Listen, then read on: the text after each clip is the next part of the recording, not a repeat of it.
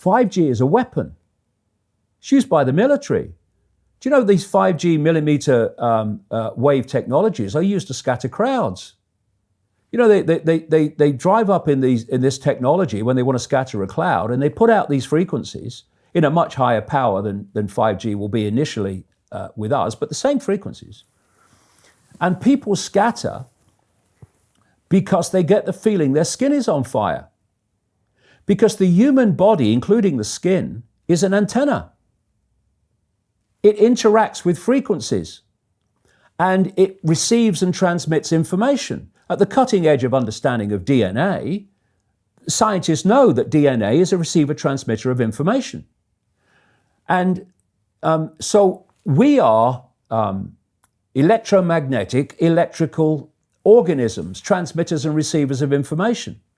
When our electromagnetic fields are in balance and harmony, we have health. We have psychological health and we have physical health.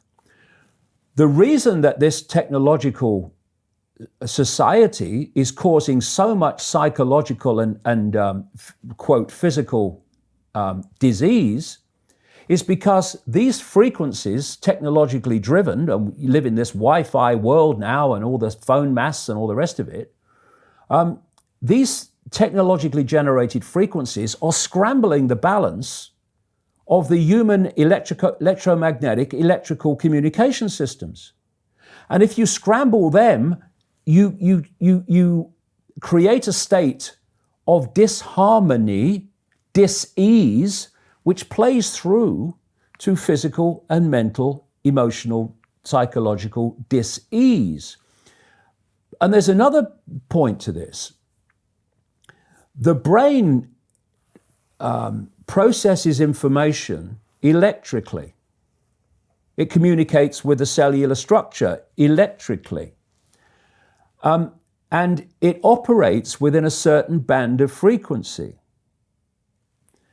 If you can broadcast frequencies carrying information, this technology has long been known, carrying information and perceptions within the frequency that the brain decodes information, the brain will decode those frequencies and will have those perceptions. You can externally, even without connection to AI, although that's the piece de la resistance, if you like, that's the kind of holy grail.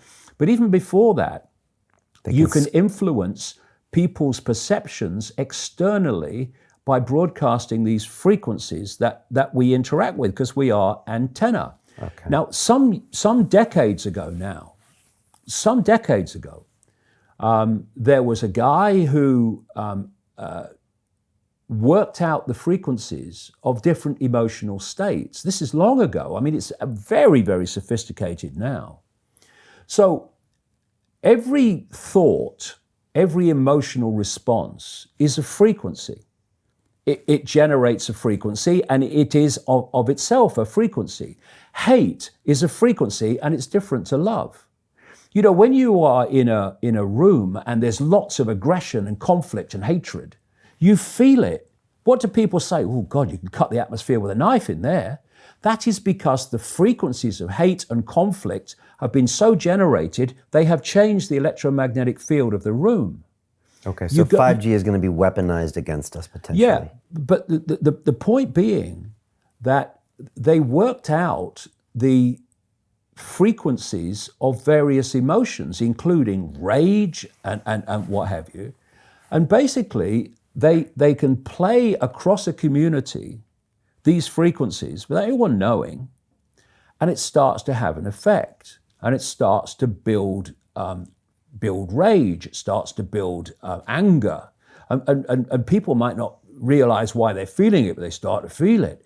And then what they do is they trigger that with an event, maybe some guy is attacked by the police or something, or somebody's arrested for something they didn't commit, and now there's the trigger. The blue touch paper's been lit of this manufactured frequency-driven rage, and you have mass riots and what have you, and people do things that they wouldn't normally do. And you can make people depressed. You know, the American military, they've admitted this. They have technology that fires frequencies at the enemy that basically breaks the enemy's spirit, so they give up and put their weapons down. This is the technology we're dealing with. Now you take that into account and then you think of 5G. First of all, 5G doesn't travel well because of the nature of its frequency. So instead of big towers, as we have now, broadcasting these frequencies long distances, it won't do that. And it doesn't go through solid objects, what we call solid objects, very well either. So to overcome that, there are going to be boxes broadcasting 5G, this weapon, down every street, all over the world. You're talking phenomenal numbers of these boxes broadcasting, like on the lamp standard outside your children's bedroom and stuff, broadcasting this stuff. There's no way you'll be able to go where you won't be in a field of 5G. And another interesting thing, I don't know whether you've noticed this, but the story broke, first of all, in Sheffield, when the council started cutting down literally thousands and thousands and thousands of mature trees in urban streets. And there were big protests about it. You know, Sheffield claimed to be a green city, but all these mature trees were coming down, thousands of them. And my brother, he works as a call-out bus mechanic. So a bus will break down, they'll call him, he'll come down and fix it on the side of the road. So he's traveling all the time. And he's saying it's amazing how many mature trees are being cut down. Overwhelmingly in urban places. Now, the worst nightmare, I'm not saying cause and effect, but I'm saying think on it. The worst nightmare of 5G in a street is mature trees, because it can't get through them. They don't want urban trees for 5G because it won't go through solid objects very well at all, and it doesn't travel far. So we're going to have this explosion of 5G transmitters. And then, going back to what I said earlier, and they've admitted this too, there's going to be like 20,000 satellites up there beaming 5G at the Earth.